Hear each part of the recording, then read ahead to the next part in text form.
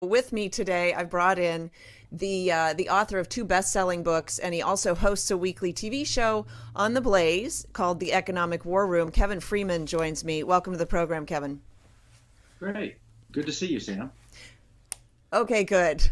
I love it when technology works. And this is all new for us, right? Because of COVID and everything. We're seeing tremendous disruption in our economy right now.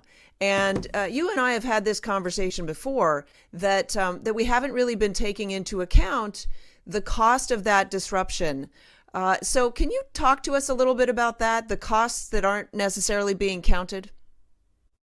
Yeah, Sam, we've done a couple of shows on this. The most recent with Mitzi Perdue. And Mitzi is the past president of the Ag Women's of America. And she is also the widow of Frank Perdue, who was the chicken farmer that was, so successful in raising chickens.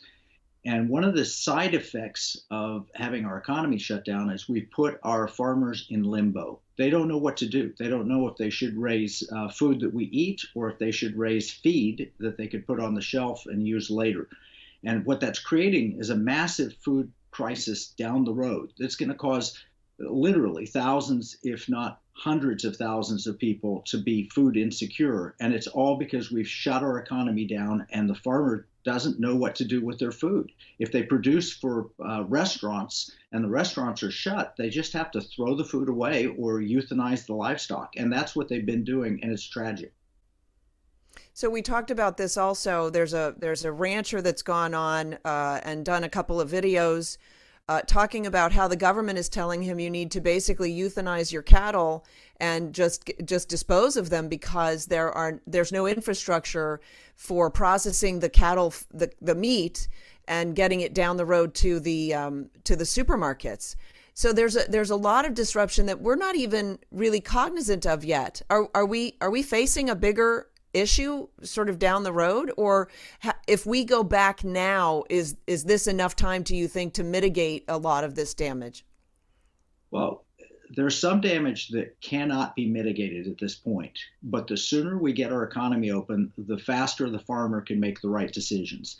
And it's not that they don't want to produce food. That's their business. They want to.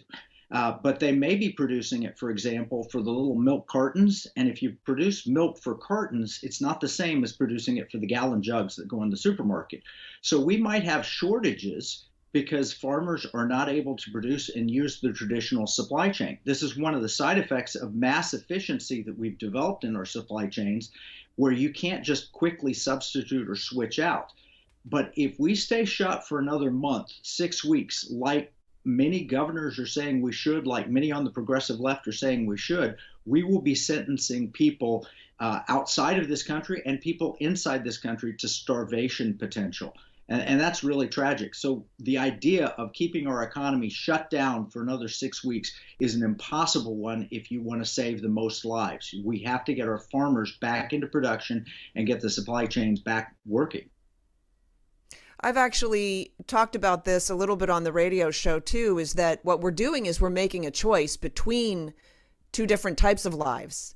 And so one life is typically the elderly who are more susceptible to COVID-19 have a higher rate of mortality because perhaps they have comorbidities or other mitigating factors that cause worse health problems from COVID.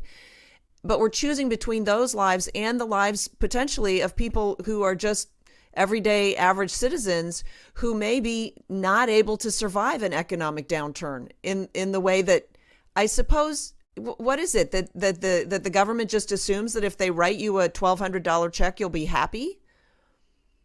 Well, it's not just that, but we're putting the most vulnerable in society on the front lines. Imagine if you're a minority, you've started a business, you've begun to see success, and all of a sudden you've been told your business has to shut. And so what do? You go take a job delivering groceries or out into society. We put the most vulnerable out there immediately. And the idea that you take a check doesn't do anything for your long-term benefit, your psyche. It's not beneficial in so many ways. Having a shut economy has second-order effects that are very dangerous. including to the most vulnerable. Now, when you see Nancy Pelosi, you see her sitting in her California mansion, and she's got her sub-zero freezer, and she's got her ice cream tubs and eating the ice cream. Oh yeah, keep it shut for another 6 weeks. Oh no, Congress doesn't have to be voting on things. We'll just keep it shut. There are real people on the front lines of this economy, some of the best Americans, the hardest working entrepreneurs, and they're watching their life savings in a business disappear. This is a frightening prospect, because what we're doing is we're going towards a totalitarianism and away from individual liberty. And you step outside your house and you say, I want to go work. And you have a policeman sitting there and saying, oh no, you can't. Shelter in place, you have to go back inside. It is really crazy, all the things that have cropped up during this pandemic. We have a few more minutes, and I want to talk to you about that. So you took this in a direction where we're seeing that our government officials are in their homes. They're still collecting paychecks. They've got their ice cream filled freezers, right? And they're telling other people, no, you give up your livelihood and you sacrifice because it's good for the nation as a whole. And so it brings to mind the old adage that all politics is local. Are we allowing people who are sort of at the head of our government to dictate? For instance, New York City has been tremendously hard hit, but the state isn't hard hit. Why should a farmer in upstate New York not be allowed to go about his business if people in New York City are suffering? And by the same token, why shouldn't the farmers in Oklahoma or wherever else, right? Where they're not as packed in as New York City. I mean, New York City has been the hardest hit by far of any area in the United States. So what is the answer to that? To this idea that politics is local, and that we really ought to be looking to our local politicians and governors as opposed to the statewide or nationwide issues? Well, half of the cases, the deaths and the cases, surround New York City. So you're right on that. The second thing is, what we did was we created a tool. It is restartnow.io is the tool. It's created by engineers who are patriots. I warned them, don't take government money, don't take big tech money. Both were offered. I said, let's crowdfund this, restartnow.io. It's a tool that allows you to look down at the county level for every county in the United States. And they've only opened a few of them, maybe 15, 20 of them, but they're working on all the rest, so that you know that there are certain counties where more lives will be lost being shut because of suicides or depression or economic problems or health problems where they can't get out and see a doctor than if the county were reopened. We should be data-driven, science-driven, and look at county by county, not state by state, and certainly not nation by nation. Restartnow.io is that tool, and I've just taken it to the Heritage Foundation and to the people in Washington on the president and vice president's committees. I said, look at this, but I don't want big data to own it, and I do not want the government to fund it. I want it to be funded by the people so that we know the data is pure and clean. So that's what our answer is. Yeah, that's been an issue from the beginning with this, is that we don't have reliable data. If you go to, there's another site where they're reporting COVID data, and they actually have China down there, and I'm like, they don't know China. They don't know the data that China, like, how do we trust the data?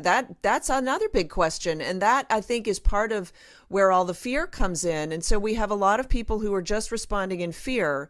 At least you have this idea, so you can go on this site and research your particular area, and then judge sort of how dangerous it might be to venture outside your house. Is that it? Well, how dangerous it might be to venture outside your house, how whether or not you should have your business open. And if we use this data on a county by county basis, we could open up 75, 80% of America almost immediately and have reasonable safety. We would still have to, use good precautions and all of those things. I'm not saying that it's, you don't want to catch this nasty, nasty disease, but we could go back to work. It's a tool to put America back to work at restartnow.io. And I don't make a penny from this. I'm only encouraging them because they're patriots. I know they know what they're doing, and it's real data. It's not projections. It's not models. It is actual data. And we know, for example, that 2 Air Force Academy graduates or seniors took their lives because they were told to shelter in place and they weren't able to go out at all. Suicide rates are spiking People are having heart attacks at home because they're afraid to go to the hospital. We need to get America back to work, and this tool would allow us to do it in the safest way possible. Yeah, Kevin Freeman, and your show's on the Blaze weekly, so you can go to economicwarroom.com. But I want to thank you for coming on. You bring up a really poignant point at the end of this, is that there are lives at stake that we're not accounting for. And the idea of the shutdown was not to completely eradicate the danger of COVID-19. The idea of the shutdown was to elongate the curve. The curve would still be there. The death count would actually still be there, but it wouldn't spike and it wouldn't overwhelm our healthcare system. And so to that end, that's what we've managed to do. What we haven't done is figured out how to get out of this mess. And so with that, I'll throw it back over to Mike in the studio. Thanks so much for joining me.